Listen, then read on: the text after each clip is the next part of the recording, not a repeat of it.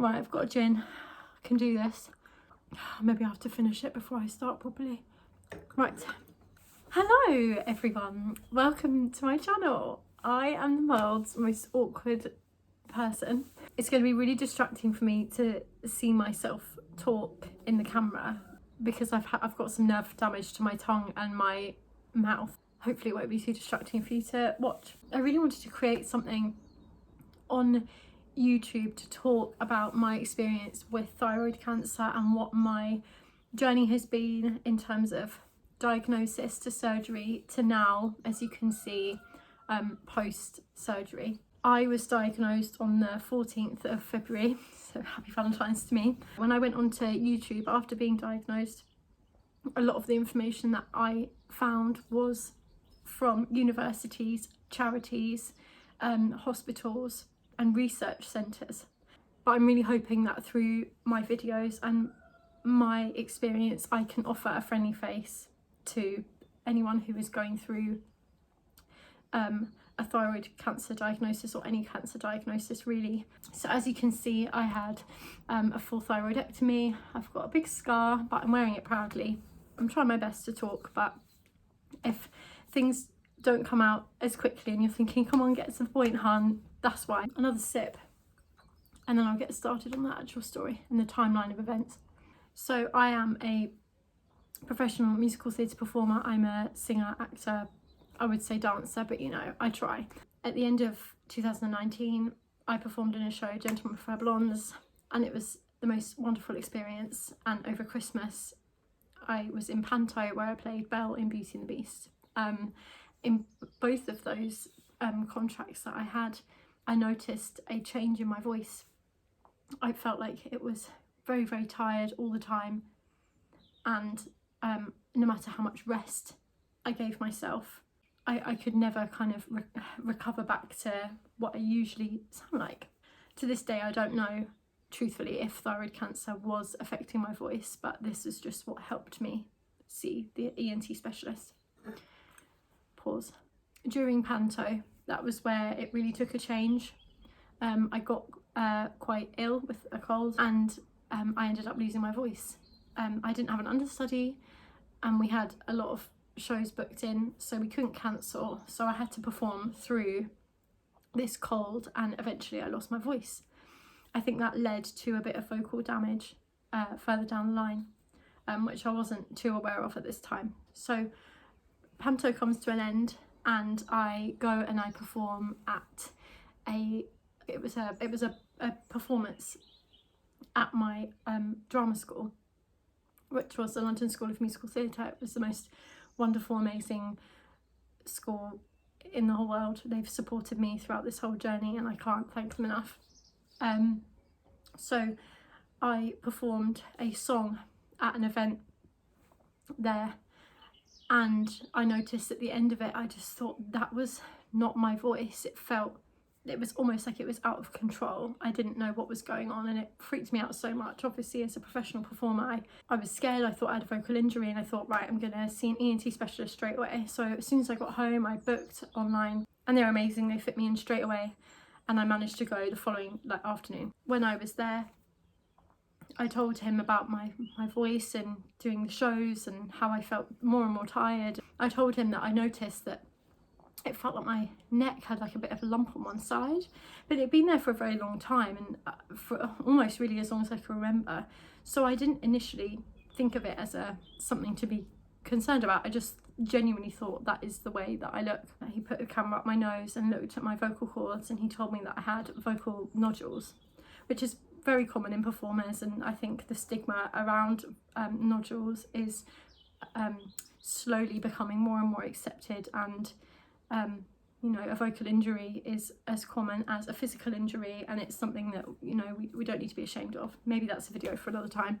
He then examined my neck. He stood behind me and I sat down on a chair like this, and he stood behind me and he felt the lump in my neck, and he was like, yes, there is a growth on one side, and he said there were thyroid nodules. I'd never heard of that before. I was like, oh God, I don't have a clue what that is. And he just looked into my eyes and he was like, you know, thyroid cancer is so rare, but we need to do checks and make sure that you're okay. He was like, we can do some blood tests today if that's okay with you, and then next week we can book you in for an ultrasound scan and some biopsies. And I was sitting there thinking, how is this my life? I don't know. I was like, I've just come in here thinking that I've got something wrong with my voice, and now you're telling me that I could potentially have thyroid cancer. It was as if the ground from beneath me had been ripped away. And my mum was waiting outside, and I told her, and we were just in shock, complete shock. We kind of thought, right, we're not going to worry. Obviously I was upset about the thought of having vocal nodules, and so I started to look into what speech therapists I could go to, what singing teachers I could go to really solidify my technique and help me get through this. The following week I had the ultrasound and biopsies taken. I think I'm going to do a video about that properly, just talking about what that experience is like and what that entails. I went to this to see this doctor on the 7th of February. It was the Friday, and I think it was like the following Tuesday or Wednesday. They booked me in to get the ultrasound scans and the biopsies, and it was terrifying because they said they were fast tracking me through because I was a cancer patient. And I was thinking, I was honestly in disbelief, and to be fair, I still am. Again, that is another video that I will talk about. So I went in, and this wonderful woman, I could not catch her name. I think I was in such a state of shock, but she was so brilliant, and she did my ultrasound scan and did the biopsies and was so reassuring and so careful and really helped me through that, because I was really starting to panic. And then it was the following Friday again, so a week on from the first time I saw the doctor, if that makes sense. And he told me and my family, like my parents came in with me this time, and he said, from the ultrasound scans we can see that there are suspicious cells and nodules, and we are 95% sure that you have thyroid cancer. And I was like, I was just thinking, how can you know? You haven't had the biopsies, how can you be 100% sure? So I still was kind of trying to be positive and thinking, okay, like we can still hold on to the 5%, you know, we haven't had the biopsy results yet, let's just wait. So he told me at that appointment that I would need surgery to remove the lump anyway, if it was benign or not. So that was something that kind of helped me get my head around it, because I kind of thought, okay, cancerous or not, the outcome is the same. I'm gonna look like this regardless of cancer or not. I think when people say cancer, it automatically just makes you go, like, it freaks you out so much, which is understandable. So from this appointment where I was told that they were certain it was 95% cancer, I got a phone call to say that they couldn't read all of the biopsy results. They had the results from my thyroid, but they also tested my lymph nodes. I think that's just a generic procedure where they make sure that it hasn't spread. They came back and they said, we've got your thyroid results, however the results from your lymph nodes have come back non-conclusive. I think that was the word that they used. I probably should have researched that before I filmed this video. That it was non-conclusive and that you will need to come back and do it again. So I went back to a different hospital, and this time it was where my potential surgery would be. Sounds like I live on a farm. Our neighbours just got cockerels during this quarantine time, and it's highly annoying. So I was sort of thinking, oh my god, like thoughts are just going around in my head thinking, right, well, if they've got the results from the thyroid, if they need to still check the lymph nodes, then that can't be a good thing. I was thinking if the thyroid results came back clear, then they would think, okay, there's nothing where it's spread to. So that was my first kind of panic. But I went to this hospital, and again, this lovely doctor, he took biopsies from this right hand side, and he took 3 in total. I went and got these biopsies done, and then when we were in the room, he said, if you're okay, if you don't have anything else on today, we would like to do some CT scans. And it was at that point where I thought, this is it. Like, they're making sure that it hasn't spread to anywhere else. They were like, we need to do some CT scans of your chest. And I was thinking, oh my God, like, they're making sure that it hasn't spread to my lungs. But I did the CT scan, it was fine, it wasn't anything to be scared of. And we went home, still none the wiser, still thinking, okay, well, it's only 95% sure, we've still got that 5%, and now it just seems ridiculous that we were holding on to that positivity. But, you know, I think as humans, that's just what we try and do. We just try our best to remain positive no matter what. Yeah, it was a few days later, I got an appointment set up with Professor Neil Tolley. And if anyone would like to ask me any questions about him, if you're looking for a surgeon in London, he is the top surgeon, and I cannot recommend him enough. He was absolutely fantastic, and am more than happy to speak to anyone, you know, private message me on Instagram if you want any questions about him, because he honestly saved everything, and I owe everything to him. So I had an appointment with him, and he had everything laid out on his computer. He had all the results and everything, and he just turned to me and he said, so you have papillary thyroid cancer grade 1, which is apparently the earliest stage of cancer. So I was kind of thinking, it was almost like a relief to know officially. It was like, okay, we're not waiting, we're not putting things off anymore. It's like, this is the definitive answer for what is going on here.